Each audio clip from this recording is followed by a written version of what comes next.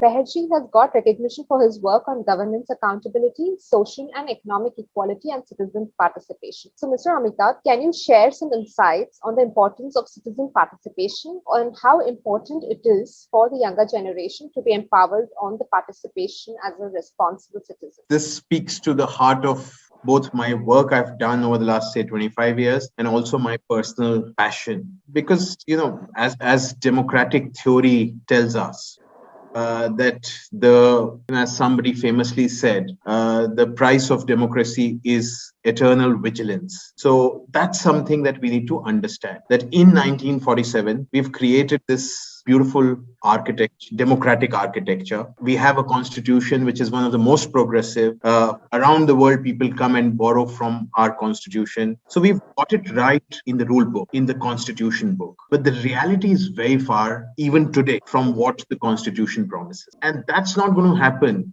overnight, and it's not happened over 70 years. As in a society which is feudal, a society which is patriarchal, which is casteist, is not going to completely change its character just because we have won freedom.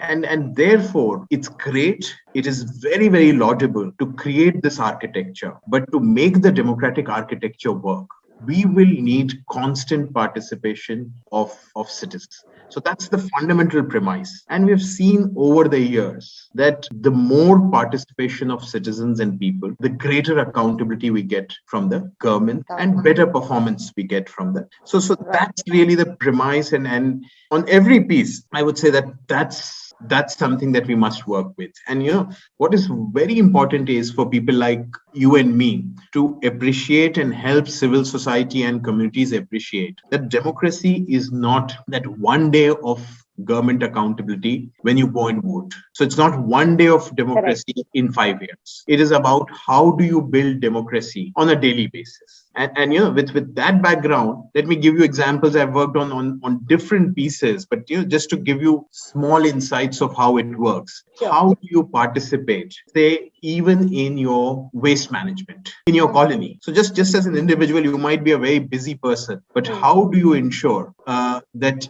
your colony is segregating waste? And how are you ensuring that waste is managed properly? You're participating in, and this will not happen on its own. You will need to speak to the local ward member. You'll need to speak to the municipal corporation. So, of looking at participation.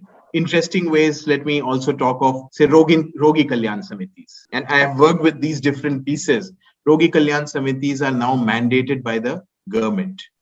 And these are essentially patient group for a particular hospital. So how do that patients group helps the government to improve its delivery? A lot of times what you have is people who come and just become token mute representatives of the people. But that's not all right. Democratic platform has been created so that patients can articulate what needs to improve in the hospital. So that's something that we have done.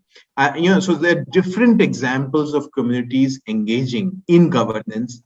And what you see is very clearly improved outcomes and a more responsive government. So this happens at the local level. The whole Panchayati Raj system, the local self-government system is essentially about creating more democratic avenues for common people. But let me also just add, we've even done exercises of participatory budget making. So we believe that ultimately policies can be just rhetoric. It's very easy to announce a big policy, but if you don't back it with money, then the policy will not get translated into reality for common ordinary people. So how we have worked on participatory budgeting. That this is the budget for my area. How should the budget be used? And get people involved, get the resident welfare association, get the common people together and work with them in articulating what are the budgetary needs of people. So I'm convinced that for a democracy to thrive, we need people to participate in every walk of life. That's how I think we as a society, we as a country will progress.